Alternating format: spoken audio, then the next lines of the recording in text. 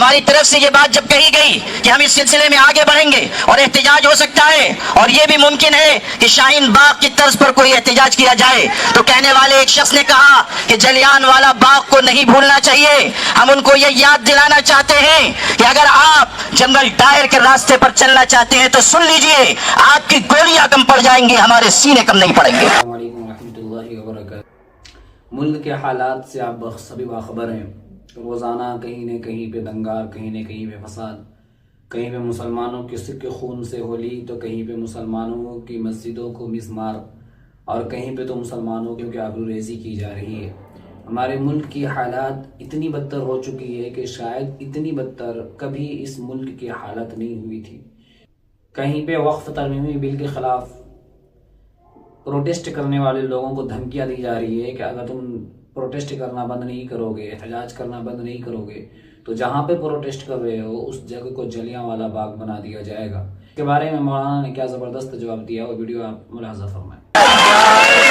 کہنے والے نے کہا تھا مسائل کیسے بھی ہوں تا قیامت رہ نہیں سکتے، یہ ظالم ظلم کی بن کر علامت رہ نہیں سکتے، جن کا عزم ہے کہ ہم کو چین سے جینے نہیں دیں گے وہ جان لیں کہ خود بھی سلامت رہ نہیں سکتے۔ حضرات گرامی، ابھی ہمارے بہت سے فاضل مقررین نے یہاں گفتگو کی اور یہ ہمارے لیے خوشی کی بات ہے کہ مختلف مذاہب کے نمائندگان نے بھی یہاں بات چیت کی۔ جب ہمارے سکھ بھائی یہاں بڑے عزم و ہمت کے ساتھ گفتگو کر رہے تھے اور اس بات کا اعلان کر رہے تھے کہ یہ لڑائی سب کو مل جل کر لڑنی ہے، اس وقت مجھے یہ خیال آ رہا تھا کہ نور کی یہ کرن ظلمات پہ بھاری ہوگی، رات تمہاری ہے تو کیا صبح ہماری ہوگی۔ میرے بھائیوں، اس دہلی نے بہت سے انقلابات دیکھے ہیں، ایک وہ بھی انقلاب دیکھا اس دہلی نے کہ جب اپنے حق کی لڑائی کے لیے ہمارے کسان بھائی آئے اور انہوں نے حکومت کو اپنے آگے جھکنے پر مجبور کیا۔ میں یہ بتانا چاہتا ہوں کہ ہمارے کسان بھائی روزی روٹی اور جان کے مسئلے کو لے کر آئے تھے۔ وقف کا معاملہ ہمارے ایمان کا مسئلہ ہے، اس لیے ہم کسی بھی قیمت پر اس میں حکومت کی مداخلت برداشت نہیں کریں گے۔ میرے بھائیوں، اس ملک کا جو رخ اور رویہ ہوتا چلا جا رہا ہے اور ملک میں برسر اقتدار طبقہ جس راستے پر جا رہا ہے اس سے ملک کے باشندوں کی تشویش بڑھتی جا رہی ہے۔ ہمیشہ یاد رکھیے، محبت ملکوں اور خاندانوں کو جوڑنے والی چیز ہے اور نفرت ملکوں اور خاندانوں کو توڑنے والی چیز ہے۔ نفرت کے راستے پر جو لوگ چل رہے ہیں اور ملک کو چلانا چاہتے ہیں وہ جان لیں کہ اس میں ملک کی سالمیت اور بقا نہیں ہے۔ اگر ملک باقی رہے گا تو محبت کے ساتھ اور ایک دوسرے کی مدد اور تعاون کے ساتھ باقی رہے گا۔ یہی پیغام آل انڈیا مسلم پرسنل لا بورڈ کا ہے کہ ہم سب اس ملک میں متحد ہو کر محبتوں کے ساتھ جیتے رہیں۔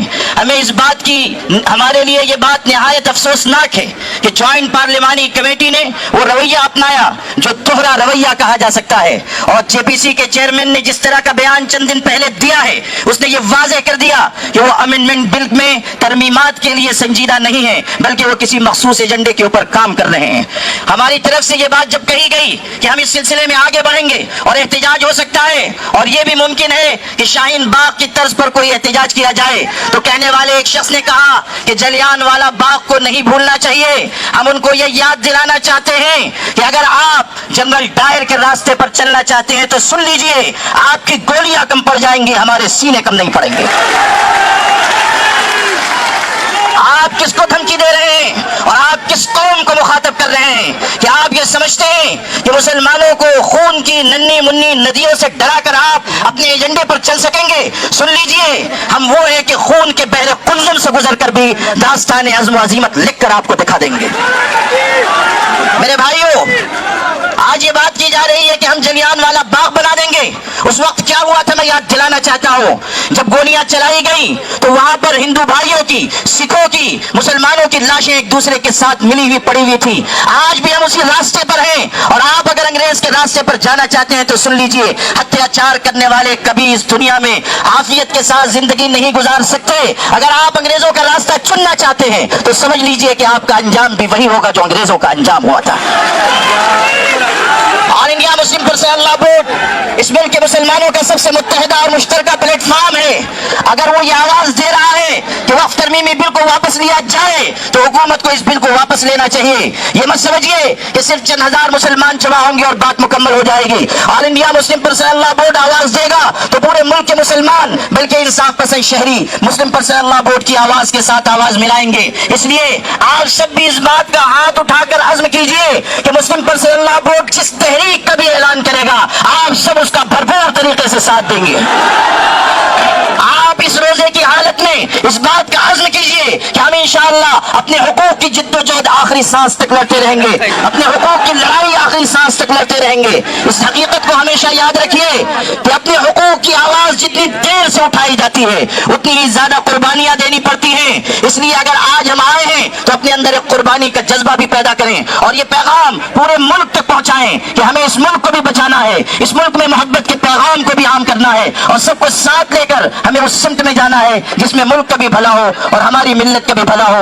आपकी ये क़यादत जो यहाँ मौजूद है, अगर आप इसे बूढ़ी और बुज़दिल क़यादत समझते हैं तो सुन लीजिए, आज ये यहाँ बैठे हुए हैं लेकिन कल अगर अल्लाह ने ऐसा मौका दिया कि हमें इस लड़ाई को आगे बढ़ाना पड़ा तो आप देखेंगे कि ये क़यादत कलम और कागज छोड़कर हथकड़ियों का भी इस्तेमाल करेगी और अपने सीने खोल देगी और आपकी लड़ाई आखिरी सीढ़ी तक लड़ी जाएगी। इसीलिए मैं ये कहा करता हूँ अपनी क़यादत के बारे में कि ये अलग बात है कि चुपचाप खड़े रहते हैं, फिर भी जो लोग बड़े रहते हैं ऐसे दरवेशों से मिलता है हमारा शजरा जिनके ठोकर में कई ताज पड़े रहते हैं। आखिर दावाना इसको रोकने वालों को, तोड़ने वालों का हम मंसूबा पूरा नहीं होने।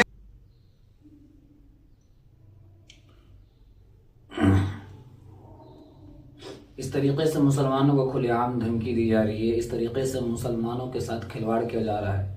आपको नागपुर का जो भी दंगा कल परसों हुआ वो आपको मालूम ही होगा क्यों हुआ। बहुत सारे लोगों ने कहा कि नहीं औरंगज़ेब के ख़िलाफ़ प्रोटेस्ट कर रहे थे, औरंगज़ेब के ख़िलाफ़ प्रोटेस्ट करने की वजह से मुसलमानों ने उन पर पत्थरज़नी की, पत्थर उन पर बरसाया, जबकि हकीकत ये नहीं है। गोदी मीडिया आपको हकीकत से आशना नहीं कराना चाहती। हकीकत क्या है मैं आपको बयान कर देता हूँ। जिस कब्र पर औरंगज़ेब आलमगीर रहमतुल्लाह अलैहि आराम फरमा रहे हैं उस कब्र पर एक हरी चादर थी जिसमें अल्लाह और मोहम्मद का नाम लिखा था और कुछ कुरानी आयतें लिखी हुई थी। इन बदमाशों ने, इन लुटेरों ने, इन बदबख्तों ने उस चादर को लिया और उस चादर को पुतले की शक्ल देकर उसको जो है उसको आग के हवाले कर दिया और उसको पैरों से कुचला, उसकी बेहुरमती की। जाहिर सी बात है मुसलमान सब कुछ बर्दाश्त कर सकता है लेकिन कुरान की बेहुरमती, नबी की बेहुरमती ये हरगिज़ बर्दाश्त नहीं कर सकता। इस माना करके वहाँ पे ये आग फैली, लेकिन लोगों को यूँ दिखाया जा रहा है कि औरंगज़ेब के खिलाफ प्रोटेस्ट हुआ जिससे मुसलमानों को बर्दाश्त नहीं हो सका, मुसलमानों ने इस तरीके का काम अंजाम दिया। तो इस तरीके से मुसलमानों को हर बात पर उकसाया जा रहा है और मुसलमानों पर हर तरीके का इल्ज़ाम लगाकर उनको जो है कैद कर दिया जा रहा है। आपसे गुजारिश है इस उम्मीद के साथ मैं आपसे इजाज़त लेना चाहूँगा कि इस वीडियो को आप शेयर करेंगे। इंशाल्लाह फिर मुलाकात होगी अगली वीडियो पर, तब तक के लिए इजाज़त।